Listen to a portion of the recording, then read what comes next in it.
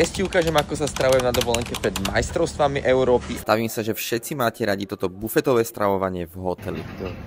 Keďže sme na fitcampe, tak ráno nás čaká beh, šupol som nejakú tú kávičku, nadýchal sa tých úžasných výparov z tých raňajok. Bude to fakt náročné, ty kokos. Videli ste už nejakého idiota, ktorý si váži jedlo na dovolenke? To veru ani ja nie, ale bohužiaľ musím. Snažím sa vždy o vyšší príjem bielkovín a kvôli sytosti tam dám aj pol kila zeleniny. Na obed som skočil do supermarketu, moja obsesia v zahraničí je skúšať rôzne proteínové výrobky, tak som si dal proteínový puding a spravil som si domáci burger. Počas dňa tam pošlem vždy nejaký snack, kávičku, obedný tréning, rýchla kontrola formy a odtiaľ rovno na večeru. Tu by som najradšej šípku hodil do tej čokolády. No nič sa nedá robiť, ciele jasný a my ideme nakladať večeru. Bielkoviny s bielkovinami a sem tam nejaká tá zelenina. Ale chvála Bohu, že tu majú tak skvelé ryby, mäso, takže na tých stejkoch tu požijem až do konca. Nebudem vám klamať, ale takéto orosené by som si veľmi dal, no aspoň vždy trafím do pytla.